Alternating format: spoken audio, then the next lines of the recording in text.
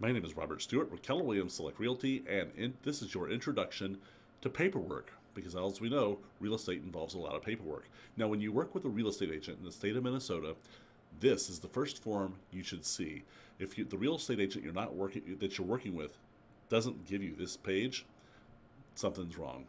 So this is a disclosure. It says there at the top, Minnesota law requires I explain to you how you can be represented in this great fair state of ours.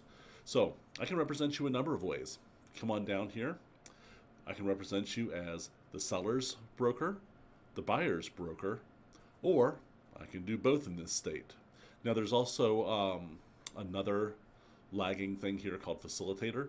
That's where we have reduced responsibilities to our clients. Honestly, I don't do it. I only do these things on the first page because I feel like my clients deserve my full efforts and full responsibilities. Now, speaking of responsibilities, here's what I owe you when I represent you any of these three ways.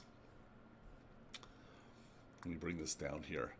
So, these are the responsibilities. Loyalty, I represent you and your best interests at all times. Obedience, I'm to carry out all of your lawful requests with regard to the purchase or sale of property. Disclosure, anything I discover about a property, I'm duty bound to disclose. I can't hide things. So if you're selling your house with me and there's something you'd rather I not put out there, I can't hide those things. And if you're buying a home and I discover something about it that might affect your use and enjoyment of the property, I can't hide that from you either by duty. So next is confidentiality. Everything we discuss is strictly between us and goes nowhere else. If you're selling your house and someone asks me, well, why are they selling? I'm going to say, because they're moving. Reasonable care, you're supposed to be able to assume that I am skillful and qualified in the type of real estate that we're doing. And finally, accounting. Every single dollar that transacts in the purchase or sale of your property will be on a final settlement statement. There'll be no funds transferred that aren't reflected on that statement.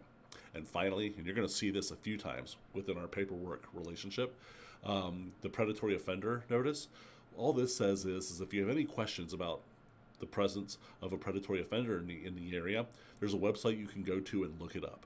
This says is they don't want me telling you, hey, the guy next door, because if I'm wrong, I just committed libel and we really don't need that. So if you have any concerns about that, it's right there.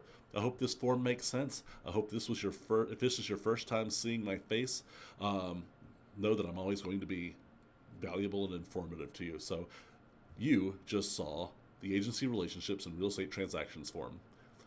Have a great day.